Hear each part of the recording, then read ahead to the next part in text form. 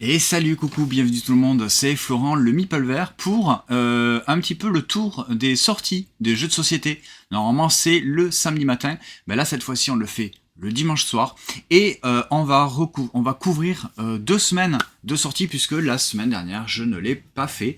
Donc là, ce soir, on est dimanche, 20h, on va faire 15 jours de sorties. Alors, c'est une sélection, je ne vais pas vous parler de tous les jeux qui sont sortis sur cette quinzaine. Donc, des petits jeux qui, moi, en tout cas, m'intéressent, des jeux des fois auxquels j'ai joué ou auxquels je n'ai pas joué, mais en tout cas, on va un petit peu voir tout ça. Et salut, bienvenue tout le monde, installez-vous confortablement. Vous n'hésitez Hello pas. Max. Salut Max et salut Logan Serval. Alors comme d'habitude, le principe, il est simple. Moi, je me sers énormément de MyLudo pour aller voir la page de tous les jeux dont on va parler. Eh bien, on va commencer tout de suite. Alors, c'est ce soir, le premier jeu. Je vais vous parler d'une extension pour commencer. Donc, c'est sur les traces de Darwin, correspondance, qui est sortie donc le 9 mai. C'est une, pour dire clairement, c'est une super extension pour un jeu excellent. Donc on a eu l'occasion d'y jouer, je ne l'ai pas encore à la maison, j'ai uniquement pour l'instant le jeu de base. Donc ce que ça va rajouter justement de la correspondance, c'est-à-dire qu'en fait pour avoir les personnages qui étaient mis en jeu dans le plateau principal, où on déplaçait le bateau pour aller choisir une tuile, animal ou personnage, et bien là, cette fois-ci, tous les personnages sont mis sur un petit plateau à part, et on va pouvoir les récupérer tout simplement en collectant des enveloppes. En fait, on va écrire à ces personnages, et on va pouvoir les attirer donc sur notre plateau pour, toujours le même principe, recevoir des bonus, c'est-à-dire des guides, également des points supplémentaires. La petite nouveauté également qui va s'introduire dans correspondance, c'est des jetons. Donc suivant les tuiles qu'on va piocher, on va pouvoir gagner des jetons. Mais également avec Darwin, qui lui, maintenant, on ne va plus récupérer le jeton premier joueur Darwin, on va le faire circuler sur un autre plateau, et en fonction de là où il va atterrir quand on va avoir cette icône de Darwin, eh bien on va pouvoir également récupérer donc soit des lettres de correspondance pour récupérer des personnages, ou également donc ces jetons. Ces jetons, ils sont mis à l'intérieur d'un sac, on va en piocher un au hasard. Ces jetons représentent toujours en un seul exemplaire un animal et un continent. Donc si par exemple j'ai l'oiseau du continent d'Océanie, je vais le placer à l'endroit où il va aller sur mon plateau. Si jamais je récupère la tuile qui correspond, donc l'oiseau d'Océanie, eh bien je vais récupérer le jeton, je vais l'enlever et ça va me faire 2 points, je crois que c'est 2 points. Et à la place, je mets tout simplement ma tuile d'oiseaux d'Océanie. Et donc ça marche pour tous les animaux de tous les continents, en sachant que donc il n'y a qu'un seul exemplaire de ces jetons là. Donc à la fin de la partie, ça va me permettre de rajouter des points supplémentaires. Et effectivement, voilà, avec ces personnages qui vont être récupérés avec les missives, donc les courriers. Voilà en gros ce que ça rapporte correspondance, donc l'extension de sur les traces de Darwin. Sur les traces de Darwin, voilà, c'est un jeu pour moi qui est très très très bon. Et l'extension vraiment ajoute un truc en plus au jeu, ça ne l'alourdit pas, ça ne va pas rallonger le temps de partie, ça va modifier un petit peu, j'ai envie de dire, les habitudes qu'on avait dans le jeu de base sur les personnages. Et bien là, ça change un petit peu, et également donc sur ce jeton Darwin qu'on ne va plus récupérer, mais qui va circuler pour récupérer donc soit des lettres, soit des jetons. Voilà pour sur les traces de Darwin.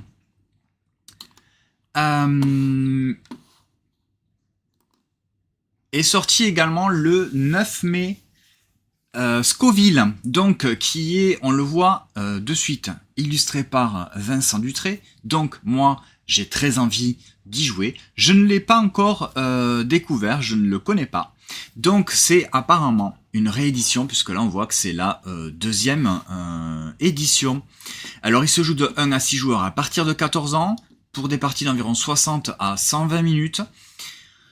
Je ne peux pas vous en dire beaucoup plus, si ce n'est qu'on va cultiver du piment pour célébrer dans cette ville, Scoville, pour célébrer la fête du piment. Et j'imagine qu'on va devoir avoir les plus beaux, les meilleurs piments qui rapportent le plus de points.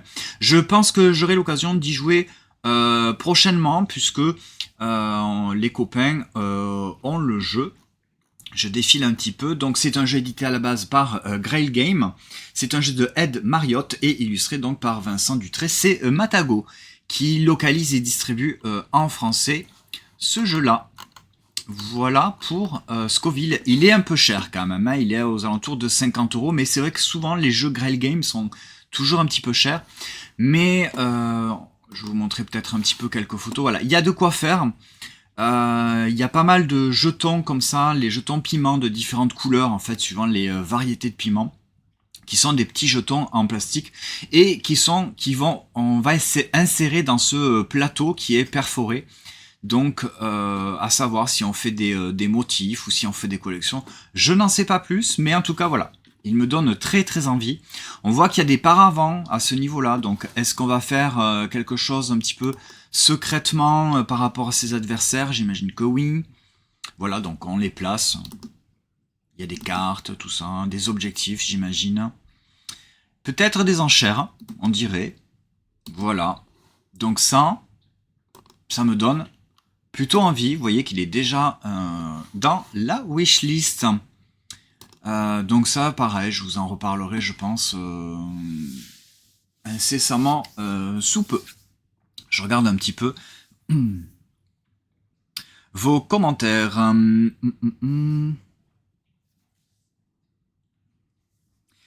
Ouais. Alors, le prochain jeu... Hop, je me remets ici. Alors celui-ci, je vous en ai déjà parlé, je vous avais même fait gagner un exemplaire sur ma page Instagram. Eh bien, course à l'étoile, ça y est, moi, j'avais déjà ma boîte. Il est disponible en boutique grâce à Abby Game. Course à l'étoile, c'est un excellent jeu. Et je le compare souvent, même à chaque fois, je le compare un petit peu à un Happy City, puisque ça provoque un petit peu les mêmes sensations, c'est-à-dire que à mon tour, je vais jouer des cartes, je vais devoir bien les payer, suivant si c'est des cartes menus, enfin en tout cas des plats, qui vont eux-mêmes me rapporter des sous. Je vais avoir également des cartes objectifs en début de partie, et je vais devoir les réaliser. Ces objectifs, c'est très simple, ce sont des icônes, il y en a 4 différentes, ça représente en fait la cuisine, le service, la décoration et l'appréciation générale. Et bien ces icônes-là, je vais les retrouver donc sur d'autres cartes que je vais tout simplement jouer. Soit je joue avec un chef, un serveuse ou une serveuse, un cuistot, etc., etc. Ce sont ces cartes-là qui vont me rapporter les icônes demandées par ma carte de début. Et à chaque fin de tour, on va faire une phase de revenu en fonction des plats que j'ai proposé à mon menu. Ça va me rapporter des pièces et c'est reparti pour un tour pour acheter de nouvelles cartes. Il y a des cartes noires, donc ce sont des cartes à forte interaction puisque je vais pouvoir aller les jouer pour soit m'apporter des bonus, mais également pour aller un petit peu embêter mes adversaires. Je fais défiler un petit peu les photos. Je trouve ça assez sympa au niveau des illustrations, donc des illustrations de Élise Tessier, donc c'est un jeu de Antoine Vérin. Voilà un petit peu comment à quoi ça peut ressembler sur l'espace de jeu. Voilà, donc ça c'est les fameuses cartes noires qui font pas mal d'interactions avec les autres joueurs. Là ce sont les cartes vertes qui rapportent donc des décorations, ces petites icônes vertes. Le service, hein, donc avec les serveurs, le sommelier, les maîtres d'hôtel, etc. Donc ça c'est en cuisine avec les toques de chef. Et donc les cartes de plats hein, qui vont nous rapporter des pièces. Et donc ça c'est les petits restos de départ. On va en avoir chacun un. Et puis il y a un petit côté asymétrique avec les petites cartes, les cartes petits restos. Vous voyez donc sur les cartes étoiles, on voit les objectifs d'icônes qu'on va devoir réaliser. Par exemple, celle-ci, il va falloir avoir 3 icônes de cuisine, 3 icônes de service, 3 icônes de décoration et 3 icônes d'appréciation générale. Et on voit que sur les autres cartes, eh bien, ce n'est pas la même chose. Donc il y a un petit côté asymétrique. Et le premier qui arrive à réunir ces icônes, eh bien tout simplement, remporte la partie. Donc très simple, très sympa. Moi j'aime beaucoup. Vous voyez, il a la note de 7,5. Course à l'étoile. Il est là et il est disponible dans vos boutiques. Voilà pour ce jeu-là. On va passer au jeu suivant. Le jeu suivant, c'est Color Wars. C'est pareil, celui-ci, je vous en ai déjà parlé, je vous ai déjà expliqué que je suis pas spécialement fan des jeux de lettres, mais celui-ci, eh bien, il fonctionne très très bien. Il fonctionne très bien, en tout cas pour moi, parce que il n'y a pas vraiment de contraintes, si vous voulez. Le but, c'est tout simplement de mettre des mots sur notre plateau perso. Ce sont donc des planches qui sont avec un marqueur effaçable. Tout simplement, en début de manche, il va y avoir 3 lettres qui vont être disposées donc au centre de la table, plus un petit objectif, tout simplement. Eh bien, à moi de trouver un mot avec les lettres B, L et R, et en essayant de réaliser la petite mission, en tout cas, qui est déterminée par la dernière carte, mais dans un temps limité. Il y a le temps d'un sablier, je crois que c'est 1 minute 30. Donc j'ai juste à faire un mot avec ces lettres-là, mais je suis pas obligé. Évidemment, si je mets ces lettres-là, je vais avoir plus de points. Et si en plus je mets ces lettres-là, par exemple le B, je le mets dans une case rouge, ça va me rapporter 2 points au lieu de 1 si j'ai un B. Donc là, par exemple, le B, le R et le L, eh bien, on voit que le joueur, il a mis le mot libre. Donc le L qui est dans une case rouge, bon, ben, il y a le L, mais il rapporte que 1 point. On voit le B, par exemple, ici, le B, il est bien dedans. Et en plus, il est sur une case rouge, donc il rapporte 2 points. Et merci Sorali pour le raid. Bienvenue. On est en train de parler des sorties de jeux de société. Bienvenue à tous. Ça fait super plaisir. Un immense merci.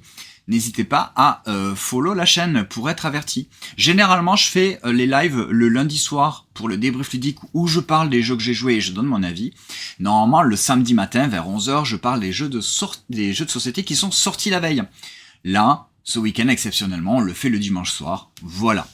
Donc merci, bienvenue, installez-vous. Vous voyez sur l'écran, on est en train de parler de Color Wars, ce jeu de lettres où il n'y a pas réellement de contraintes, mais plus on va réaliser des mots avec les lettres qui sont dans les bonnes cases et les objectifs, tout simplement, plus on va marquer 2 points. La petite contrainte, et c'est ça qui est intéressant et qui moi me plaît, c'est qu'en fait on va faire une espèce de jeu avec des polyomino, c'est-à-dire que on va devoir les mettre dans des cases, tout simplement en respectant quand même un certain ordre, c'est-à-dire que ça va toujours partir de la gauche vers la droite, donc le sens de lecture, et également on peut faire des escaliers en descendant. Mais on n'aura pas le droit de revenir en arrière sur les cases, sur les mots qu'on va mettre. Donc là, il y avait ces 3 lettres avec cet objectif, et bien le joueuse a mis le mot libre. Donc il a 1 point avec le L, il a pas de point avec le I, mais il a 2 points avec le B parce qu'il y a la lettre B et en plus il est sur une case rouge. Le R, 2 points parce qu'il y a un R et sur une case jaune. Et le E, il n'y a pas de point pour le E parce qu'il n'existe pas dans les 3 lettres proposées. Mais par contre, il y a les 2 points puisque c'est le mot fini sur une case rouge. Donc on valide les 2 points. On va faire ça un certain nombre de manches. À la fin de la manche, de la partie, on va regarder combien il y a de cases encore de disponibles sur notre plaquette. Si le joueur qui en a le moins remporte un petit bonus de points, celui qui a le plus de points à la fin de la partie, tout simplement, remporte la partie. Donc c'est pour ça, je suis pas spécialement fan des jeux de lettres, mais là on a quand même un petit peu plus de liberté, en tout cas avec les mots, avec les lettres, ce qui facilite grandement la chose. Il y a un petit sablier, donc ça permet un petit peu d'ajouter un petit peu de tension, et ça fonctionne relativement très très bien. pour ce Color World qui est donc sorti le 9 mai aux alentours de 20 €. Il se joue de 1 à 6 joueurs à partir de 10 ans pour des parties d'environ 20 minutes. Il est sorti chez Banquise Éditions, c'est un jeu de Alexis Allard et Joan Dufour, illustré par Jérôme Soleil. Voilà pour Color World. Hello Loli. Salut, bienvenue à tout le monde. Alors, juste un petit coucou quand même rapidement à tous ceux qui viennent d'arriver. Je vois Max que toi tu es très intéressé par Color World. Le jeu de Feduti aussi. C'est lequel? Avec le postier. Ah, oui, ça me dit quelque chose, mais je sais plus ce que c'est.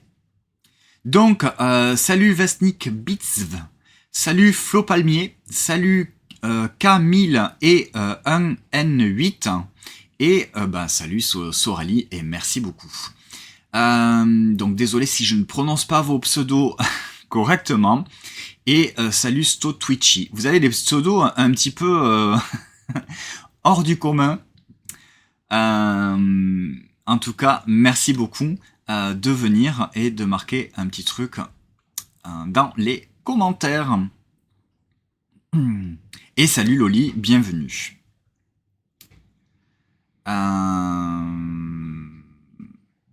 Ok. On va passer au jeu suivant.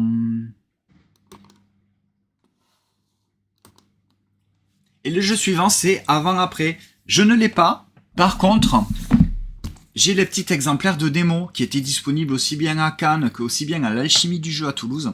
Je ne l'ai pas encore faite, ça ne saurait tarder, parce que j'ai très envie de jouer à avant-après. Le principe, si vous connaissez la mécanique qu'il y avait dans Perspective, c'est un jeu d'enquête, en fait, uniquement avec des images. Sauf que là, ça ne se joue que à 2 joueurs. Il va y avoir 2 images. Les joueurs vont en avoir une chacun et on va tout simplement essayer de comprendre ce qui s'est passé avant et après, tout simplement pour, j'imagine en tout cas résoudre une petite affaire. Donc c'est illustré par Martin Wittberg, qu'on aime bien, évidemment. C'est un jeu donc de Antonin Bocara et Jean-Baptiste Fremont, puis Paul-Adrien Tournier, et on le voit donc illustré par Martin Wittberg. C'est édité par Old Chap et distribué en français par BlackRock, aux alentours de 20 €. Est-ce que c'est indiqué combien il y a oui, il y en a 6 scénarios. Donc je pense qu'une partie doit entre 20 et 30 minutes. Alors là, ils disent entre 2 et 6 joueurs. Moi, je croyais que c'était... Ah ouais, c'est indiqué 2-6 joueurs. Ok, j'imagine, après c'est en équipe. Hein, chacun, il y a donc 2 images.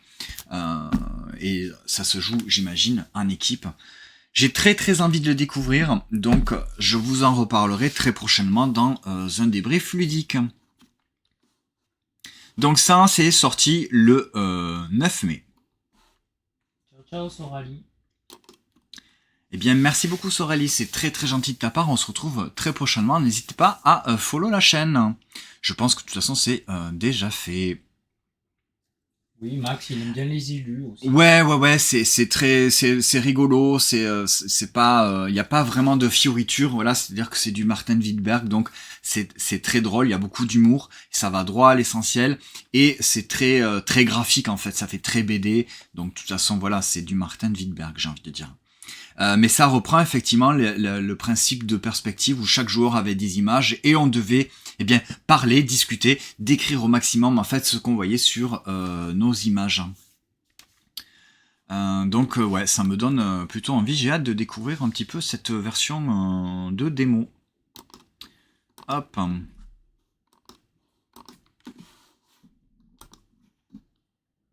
Et ouais.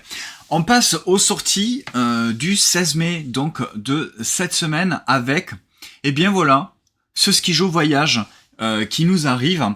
Il se joue donc de 2 à 4 joueurs à partir de 8 ans pour des parties d'environ 10 minutes, et c'est un tout petit format. Vous connaissez certainement donc le Skijo, un format un petit peu plus grand. Et bien là, voilà, il sort dans une boîte plus petite. Forcément, les cartes à l'intérieur, elles sont... un petit peu plus petite. ça permet de l'avoir, hop, partout. Tu peux le mettre très facilement donc dans une sacoche, dans un sac, dans une valise, ou même à la limite dans la poche d'une jean. Ça passe sans aucun problème. Le principe, c'est exactement le même que le Skijo que tout le monde connaît, mais c'est dans une version plus petite. Voilà, donc le Skijo, c'est toujours le petit jeu qui passe très très bien. On en dit ce qu'on veut, au niveau des illustrations, du graphisme, tout ça. À la limite, pour un Skijo, on s'en fout. Mais la mécanique en elle-même, la mécanique du jeu du golf, eh bien ça fonctionne toujours. Donc le Skijo Voyage, pour pouvoir l'emporter partout. Il se joue donc par contre celui-ci jusqu'à 4 joueurs, puisque c'est un format plus réduit, donc il y a un peu moins de cartes. En même temps, si on part en voyage, je pense qu'on joue pas jusqu'à... à moins de faire un grand voyage et de partir en bus. En camping. En camping. Oui, ben à la limite, hein, vous avez qu'à avoir 2 Skijo Voyage. Voilà. Donc c'est toujours un jeu de Alexander Bernhardt et distribué par BlackRock, et c'est édité par Magilano. Voilà pour le petit Skijo Voyage. Ça sort, donc c'est sorti cette semaine. 12 € le petit Skijo. Bon, Max, il trouve que c'est un peu l'abus d'avoir sorti cette version. Ouais, parce que le Skijo de base, en fait, il est pas très grand. La boîte n'est pas très très grande, hein. Mais bon, voilà, non, mais ça permet, comme les cartes sont quand même beaucoup plus petites, je pense que vraiment ça permet de jouer dans des espaces plus restreints. Tu vois, si t'es dans un train ou si tu sur une table de camping, t'as pas beaucoup d'espace. Bah du coup les cartes sont plus petites, voilà, t'es peut-être un petit peu moins embêté. Après c'est sûr que si c'est pour jouer à la maison sur une grande table, autant que t'aies le Skijo classique. Mais c'est le Skijo Voyage, c'est vraiment, il porte son nom, c'est-à-dire que les cartes sont plus petites, donc ça prend beaucoup moins d'espace.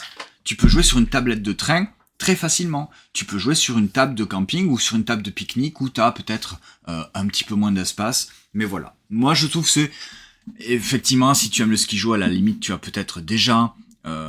le Skijo de base, mais voilà. Au moins, il y a le format voyage qui est disponible. Et salut Thomas, bienvenue. J'espère que tu vas bien. Alors, hop.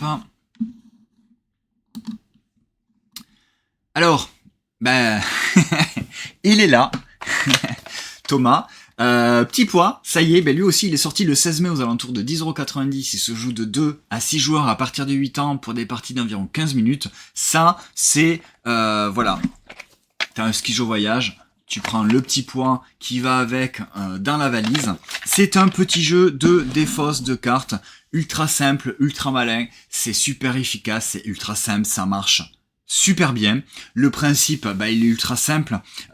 Tu vas avoir une défausse de cartes, tu as des cartes en main et tu as des cartes devant toi. Et bien tout simplement, suivant la carte, si c'est up, up, up ou down, eh bien tu vas devoir jouer une carte de valeur supérieure ou une carte de valeur inférieure sur une des défausses qui est au centre de la table. Par exemple, ici, vous voyez que c'est la carte up qui est mise en jeu, eh bien j'ai le droit de jouer sur cette défausse ou sur cette défausse une carte de valeur supérieure, donc soit à 8, soit à 5. Le joueur joue un 9 sur la carte 8, ça marche. Alors il y a plein de petits twists, plein. Il y a des petits twists supplémentaires, c'est-à-dire que si je joue une carte, par exemple j'aurais joué le 9 violet, eh bien j'aurais pu rejouer, enfin une action supplémentaire, c'est-à-dire j'aurais pu continuer à jouer, mais sur le même paquet de défausses, ou j'aurais pu retourner une de mes cartes, puisque j'ai des cartes devant moi qui sont soit face cachée, soit face visible. Si je joue une carte face visible, eh bien je pourrais par la suite peut-être retourner cette carte face visible pour justement pouvoir la jouer.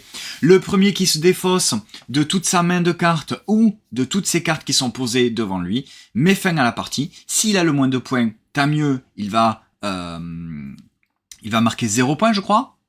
Et par contre, s'il a plus de points que ses adversaires, il va marquer 15 points en plus. 15 points tout simplement. Et c'est les autres joueurs qui vont devoir additionner les cartes qu'ils ont en main ou les cartes qu'ils ont devant soi. La plus forte valeur, bien c'est le nombre de points. Le but, vous l'aurez compris, c'est d'avoir le moins de points possible puisque c'est un jeu de défausse.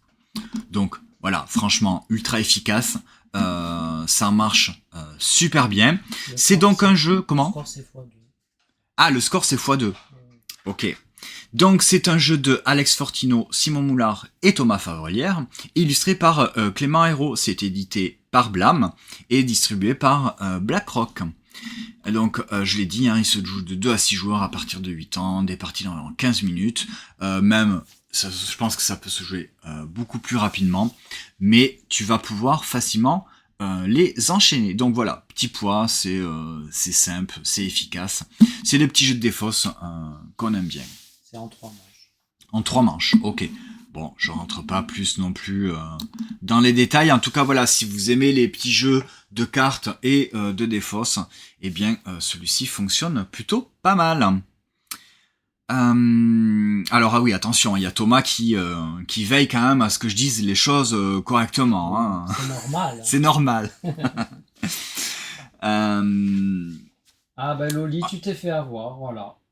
Parce que t'as terminé la première, mais pas avec Alors moins oui, de points. effectivement, Loli qui nous dit « Je me Oui. suis fait avoir comme une bleue, en plus, j'ai terminé en premier à la partie, mais pas avec le moins de points. » Et bim, Oui. c'est pour ça que les points en plus. Et oui, effectivement, c'est un petit peu à la façon d'un skijo, on retrouve un petit peu les mêmes trucs, c'est-à-dire que si tu finis la partie, que c'est pas toi, la manche, et que c'est pas toi qui ai le moins de points, c'est ben tu vas marquer des points malus.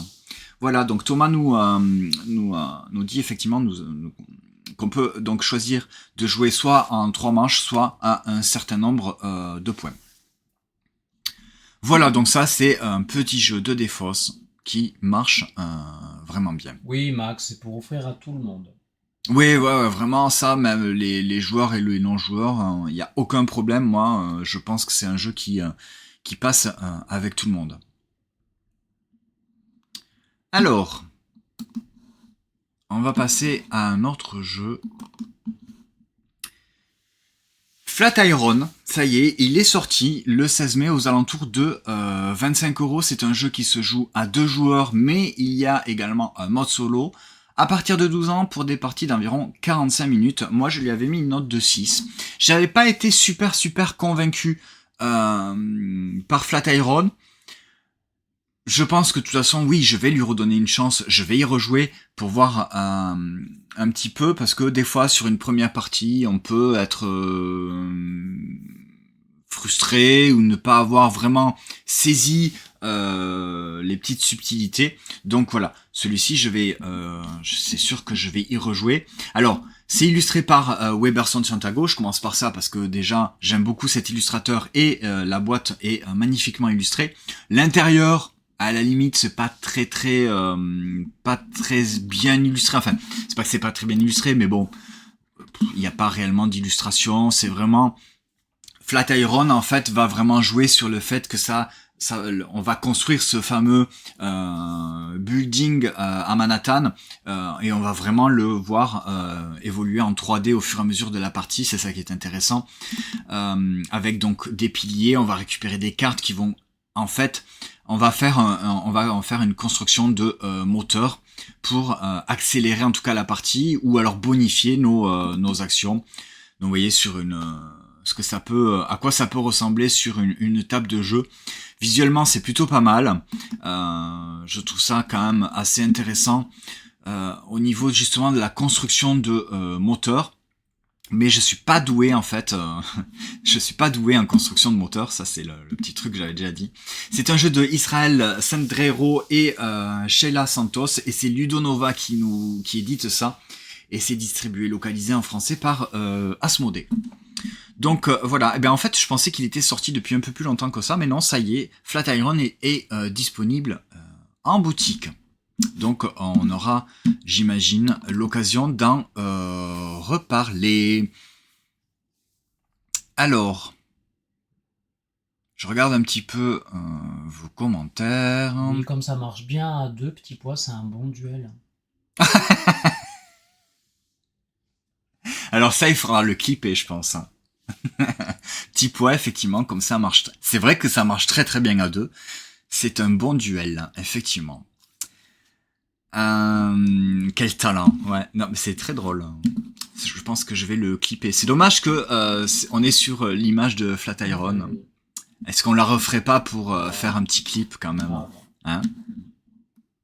pour la blague. Mais alors en direct sur Twitch et ça sera, je vais pas faire de montage donc sur YouTube, vous allez avoir exactement la même chose, mais c'est pas grave, je ferai un petit clip que je mettrai sur Instagram. Petit poids, effectivement, c'est un jeu qui se joue très bien à 2 joueurs, donc effectivement, comme le dit Thomas, l'auteur du jeu, c'est un bon duel. Voilà, ça c'est fait. Donc on était sur Flatiron, voilà, et le prochain jeu.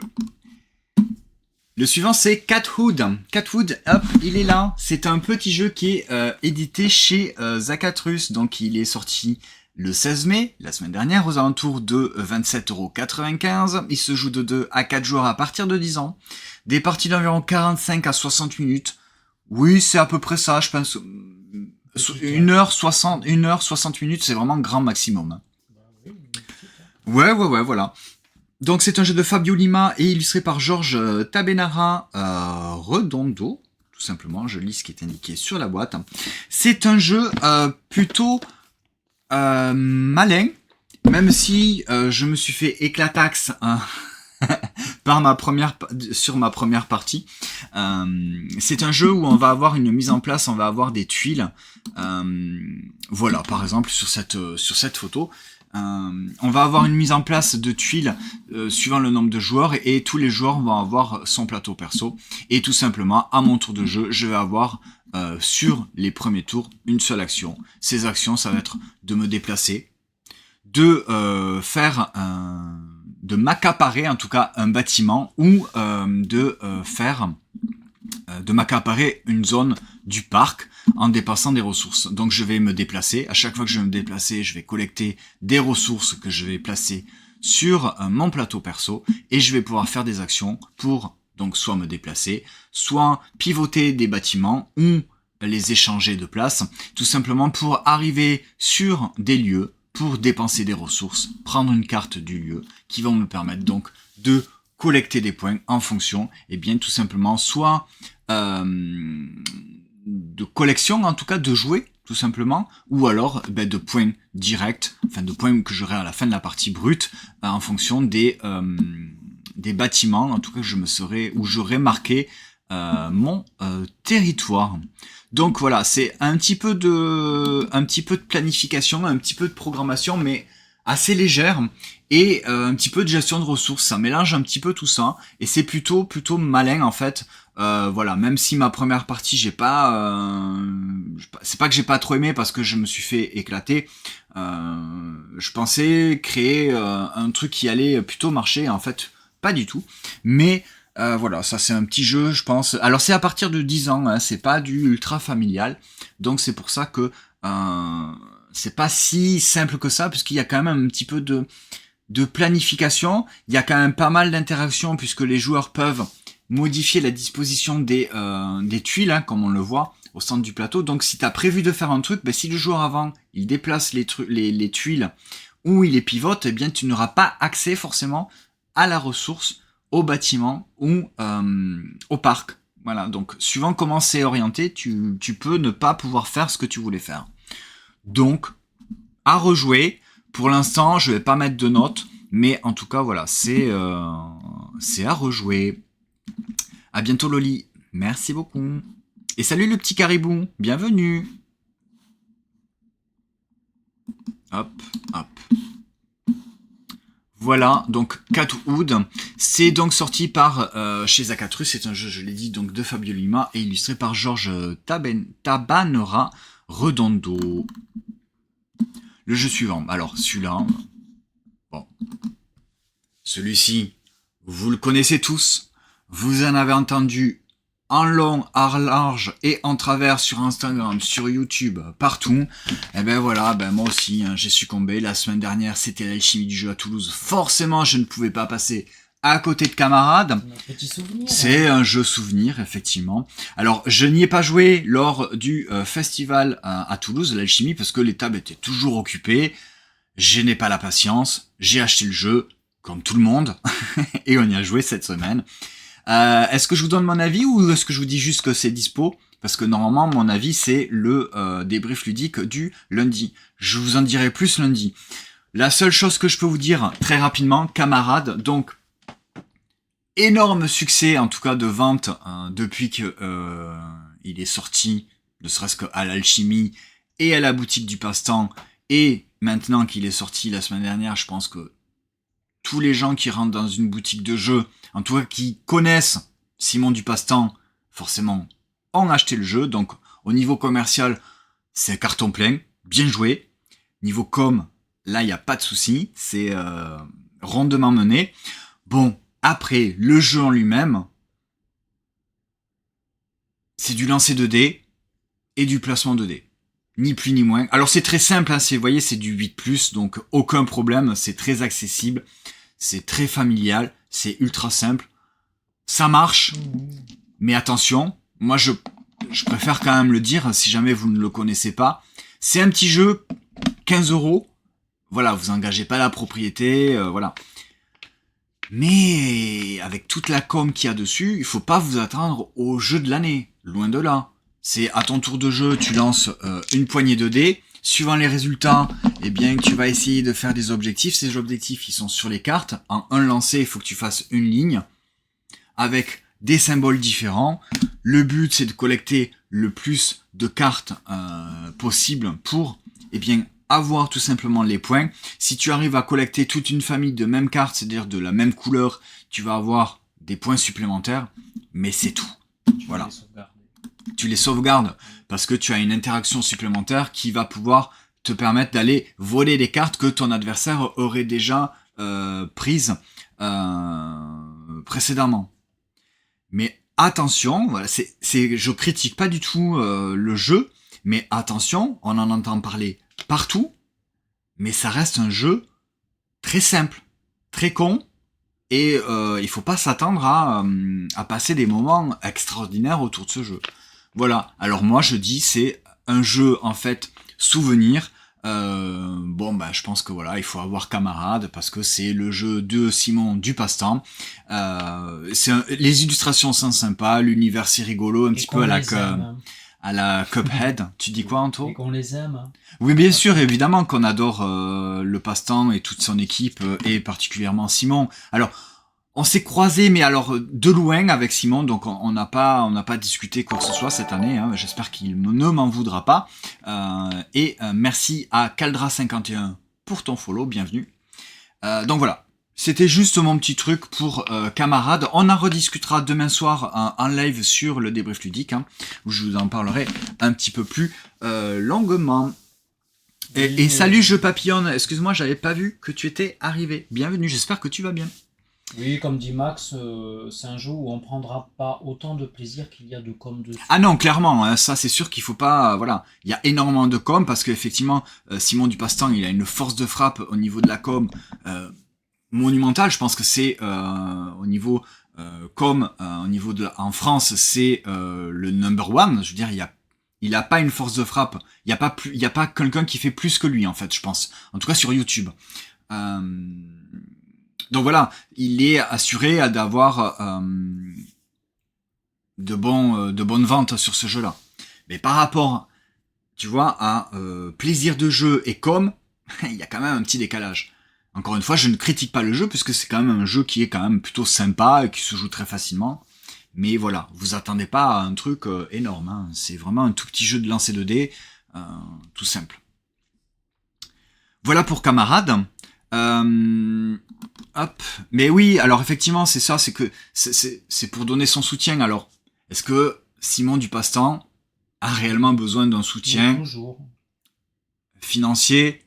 Oui, bah oui, je veux dire, évidemment, comme tout le monde, hein, je veux dire, voilà, c'est un petit peu son gagne-pain. C'est le gagne-pain également de l'éditeur. Donc là, tous les deux, ils sont tranquilles. Après, je dis ça, mais je connais pas leur marge. Voilà, mais en tout cas, au niveau de la com, ils sont au taquet, ils sont au top. Voilà, je vais pas m'avancer plus que ça non plus, parce que peut-être que je dis des bêtises. Et le dernier jeu de ce soir, c'est une sortie le 16 mai aux alentours de 12 €. Le petit Shadabra, qui était disponible déjà la semaine dernière au Festival du jeu de l'Alchimie, puisque c'est le jeu du Festival de l'Alchimie à Toulouse 2025, Abracadabra. C'est ce petit jeu, voilà, ultra malin, ultra efficace, qui se joue en 15 minutes, dans lesquelles c'est une espèce de gestion de prise de risque et de stop ou encore. On est des apprentis sorcières qui allons tenter de passer notre examen de sorcellerie et d'avoir la meilleure note possible. À mon tour de jeu, c'est ultra simple. Je vais prendre une carte parmi un des 4 paquets qui est au centre de la table. Alors je sais pas si on va bien le voir, je vais me mettre là pour voir. Parce qu'il n'y a pas de photo sur... voilà. Donc vous avez les 4 paquets de cartes disponibles, le vert, le jaune, le rouge et le bleu. Sur ces cartes-là, vous avez le dos de carte qui est visible, vous avez la récurrence des cartes que vous allez possiblement trouver derrière. Et tout simplement, le but c'est de collecter le plus de lapins possible. À partir du moment où j'ai un nombre précis de lapins, je peux aller récupérer la carte qui indique le nombre de lapins. Il faut pas que je récupère trop de chats parce que si j'ai 3 chats, je suis éliminé de la manche. J'ai des potions qui vont me permettre de voir ce qu'il y a sous les paquets de cartes. Il y a des grimoires qui vont me permettre de récupérer la plume qui vont me rapporter 3 points à la fin de la manche, si j'ai toujours la plume à la fin de la manche. Et qu'est-ce que j'ai aussi des pelotes de laine qui vont me permettre d'occuper un chat, donc ça va me faire un chat en moins. Les chats c'est 1 point, si j'en ai 3, c'est éliminé 0. Voilà, donc c'est tout petit jeu qui fonctionne très bien, moi je le trouve, et en plus il est super mignon, les illustrations elles sont top. Donc voilà, Abracadabra, petit jeu de prise de risque, stop ou encore, ultra simple, et ça marche plutôt pas mal. Alors, je regarde... Max qui nous dit un jeu pour les collectionneurs, tu parles dessus Lucie? Non? Tu parlais de quoi? Ouais, alors Camarade et Abracadabra, c'est un petit peu un jeu pour les collectionneurs, puisque ce sont des jeux qui sont un petit peu des jeux souvenirs en tout cas pour ceux qui ont participé à l'alchimie. Camarade, c'est plus effectivement pour le côté Simon du Passe-Temps, et Abracadabra parce que c'est le jeu du festival de l'alchimie. Voilà. Aussi. Il parlait de Shadabra. Ah oui, mais c'est un jeu souvenir, mais il fonctionne quand même. Il est très très bien. On a joué même avec l'auteur. Donc Caldra51, merci de parler pour la première fois, ça fait très plaisir. Alors tu me demandes, salut, je te découvre ce soir. Eh bien écoute, ça fait plaisir, bienvenue. Tu achètes toutes les sorties chaque semaine. Alors, pas toutes, hein. Camarade et Abracadabra, oui, je les ai achetés puisque la semaine dernière c'était l'alchimie. Sinon, j'ai la chance de recevoir les jeux des éditeurs sur certains, pas tout. Il y en a que j'achète, il y en a que je reçois, et je vous en parle tout simplement. Donc non, je n'achète pas tout maintenant. Il y a quelques mois en arrière, oui, on achetait beaucoup. On achetait énormément. Et donc voilà, c'est ce qui nous a permis maintenant de créer notre communauté principalement sur Instagram, hein, donc n'hésite pas à aller sur Instagram, le Meeple Vert. Attention, il y a un faux compte qui se fait passer pour moi en ce moment. Il y a d'ailleurs en ce moment sur Instagram un concours pour faire gagner une boîte de jeu de 15 jours en France. N'hésitez pas à aller sur Instagram pour pouvoir participer.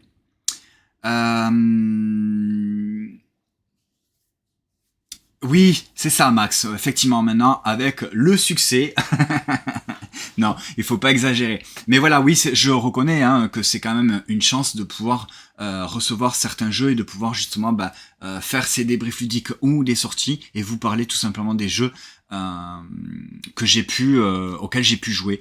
Alors, la semaine dernière, c'était l'alchimie du jeu à Toulouse, donc j'ai quand même pu jouer à pas mal de jeux et j'en ai acheté et effectivement, donc entre-temps aussi, j'en ai reçu. Mais voilà, pour être totalement transparent, de toute façon, il n'y a rien à cacher. Je voulais juste peut-être revenir alors sur la page de MyLudo pour voir un petit peu les sorties. Je vous ai pas parlé de Génial, c'est un jeu de Rainer Knizia, parce que voilà, c'est un jeu abstrait dans lequel il va falloir placer des polyomino pour réaliser des combinaisons de couleurs, j'en sais pas plus. On a parlé de tout ça. Trailblazer aussi, l'édition Voyage. Julien et Phoenix sur Instagram, je pense qu'il a déjà fait sa review, donc si vous voulez en savoir plus, vous pouvez aller voir sur sa page Instagram. Wave chez Yellow, je me souviens plus ce que c'est. Un nouveau Mindbug, moi je suis pas fan de Mindbug, donc c'est pour ça que je vous en ai pas parlé. Le Bango aussi, mais je vous en avais déjà parlé ça dans un débrief ludique précédent, spécialement dans la soirée presse Hachette, puisqu'on y avait joué. Voilà, on a parlé de tout ça. Il y a ce petit duel d'escrocs chez Gigamic, moi qui m'intéresse beaucoup, mais je n'y ai pas joué et je l'ai pas reçu, je l'ai pas acheté, donc voilà, pour l'instant, je ne vous en parle pas plus que ça, mais en tout cas, il y a un petit truc qui me fait que j'ai envie d'y jouer, parce que c'est dans leur gamme Gigamic pour 2 joueurs. On a parlé donc de Scoville ici. Il y a la dernière extension, effectivement, de Splendor, mais c'est pareil, celle-ci je ne l'ai pas. J'ai le jeu de base et l'extension dans leur nouvelle édition. Et là voilà, la deuxième extension arrive et donc est disponible dans la nouvelle édition, en tout cas voilà. Et voilà, on a parlé donc de toutes les sorties à partir du 9 mai. Hop, je vais me remettre ici et je vais me remettre ici. Voilà. Alors, je regarde un petit peu. Pas de PEL ni flip. Pourquoi tu dis ça? Ah, parce que Thomas, tu nous demandes. Eh ouais. Eh ben malheureusement, on sera pas au PEL parce qu'on n'a jamais participé à PEL et ben en fait ça, les dates c'est compliqué début juillet et ben c'est à Paris du coup c'est un peu loin pour nous. Le flip, normalement on y va tous les ans et malheureusement ben, cette année on pourra pas y aller. Pareil, avec les dates, ça ne tombe pas comme il faut pour nous au niveau du boulot. Même si la nuit universitaire se termine, hein, puisqu'on travaille tous les deux à l'université, moi, mi-juillet, c'est vraiment la dernière ligne droite. Et bah, là, cette année, c'est pas possible pour moi. Donc, il y aura pas de flip, malheureusement. C'est vraiment on est vraiment très triste parce que le flip, c'est un festival qu'on adore. Ça fait 4 ans qu'on le fait. Bon, ben, cette année, ça sera pas de flip. Tant pis. Et Vichy, bah, j'ai envie de dire Vichy, on croise les doigts, mais on sait pas exactement ce qui va être de Vichy, que ce soit au niveau des accréditations presse. Bon, a priori, on va quand même aller à Vichy, mais on ne sait pas à quelle sauce on va être mangé. En tout cas, pour les organisateurs de Vichy, nous laissent dans un flou. Pour l'instant total, on attend, on voit ce qu'ils vont nous proposer en tout cas pour pouvoir participer au festival des jeux de Vichy, mais côté pro en fait. Si nous on y va, si on va à Vichy, c'est pour participer aux journées pro, au week-end pro. Sinon, ça n'a pas d'intérêt si on ne peut pas avoir des rendez-vous avec les éditeurs. Voilà. Et Max, ouais, je suis désolé, mais nous, on n'y sera pas au flip. Voilà, donc voilà. Et pour Vichy, ouais, voilà, tu l'as vu, bah oui, tu as vu passer effectivement sur les réseaux, notamment sur Instagram, où on est. Alors moi, j'ai pas spécialement publié ou communiqué par rapport à Vichy sur Instagram. Il y en a d'autres qui l'ont très bien fait pour nous tous. Et voilà. Vichy, pour rappeler vite fait, les accréditations presse et en tout cas les demandes de badge pro ont été ouvertes à la mi-avril, je crois. Donc on a tous fait nos demandes et au fur et à mesure, en fait, il y a eu pas mal de modifications. Donc bah oui, mais si vous voulez faire une demande presse, il faut la carte presse ou un numéro de siret, tout ça. Bon, ben nous on est sur Instagram, on n'est pas entre guillemets de la vraie presse, c'est-à-dire qu'on n'est pas des journalistes, puisqu'on n'est pas rémunéré, on fait ça parce que c'est notre passion, mais que ce soit à Cannes ou à Vichy jusqu'à présent, on avait un accès presse. Donc là, cette année, ils ont décidé de faire des trucs, des machins, ben oui, mais il vous faut ça, il vous faut ça, il vous faut ça. Donc bref, ça a pas mal gueulé, entre guillemets, et ils ont décidé du jour au lendemain de tout arrêter. Stop, les accréditations presse, on arrête, vous allez attendre, on va voir comment on va faire, donc on attend depuis un mois, ça devait être à peu près à la mi-mai, donc là on est le 18 mai, on n'a aucune nouvelle, on ne sait pas, donc on attend, on verra bien. Dans tous les cas, si on a la possibilité d'avoir un accès pro à Vichy, eh bien on viendra, donc soit avec un badge presse, soit avec tout autre badge qui nous donne accès au pro, payant ou gratuit, on verra, ou invité, on ne sait pas. Si si c'est pas possible pour le pro, ben, je pense qu'on n'ira pas. Parce que c'est pas les mêmes dates, en plus c'est le week-end encore d'après, et bah, si on n'a pas la possibilité de rencontrer les éditeurs, en tout cas de prendre des rendez-vous, bah, ça nous intéresse pas en fait. Voilà, c'est sûr que on peut y aller pour jouer, mais c'est pas réellement notre but, nous, en tout cas, de ce genre de festival. En tout cas, voilà. À suivre, on en saura plus, j'espère. Bah, peut-être la semaine prochaine, parce que ils devaient nous recontacter à la partir du mois à la mi-mai. Bah là, on est le 18, on n'a toujours pas d'infos. On verra. Voilà pour la petite interlude de Vichy. Merci beaucoup d'avoir regardé cette vidéo. J'espère que ça vous a plu, d'avoir passé une toute petite heure de parler d'une quinzaine de jours de sortie de jeux de société. On se retrouve sur Twitch lundi, demain, à 20h, pour le débrief ludique où ensemble on va parler des jeux de société avec des jeux des livres qui viendra cette fois-ci à côté de moi. C'est la tradition maintenant. On parle donc des jeux auxquels on a joué et que on vous donne en fait tout simplement notre avis, notre ressenti, tout ça on vous explique un petit peu. Petit spoiler alerte. On a joué à ça aujourd'hui. Sans Corée. Voilà, donc si vous voulez avoir notre avis et notre ressenti sur Sankoré, ben il faut venir demain à 20h sur Twitch. Il y aura également, je pense, retransmis sur Instagram en même temps. Voilà. Et oui, effectivement, je papillonne, Sankoré, c'est du très lourd. Merci beaucoup. Donc on se retrouve demain sur Twitch à 20h pour le débrief ludique. Tout au long de la semaine et tous les jours sur Instagram pour les stories et les reviews donc de partage, découverte et review de jeux de société. Bah sinon, en attendant, amusez-vous bien et à très bientôt. Ciao, ciao, salut.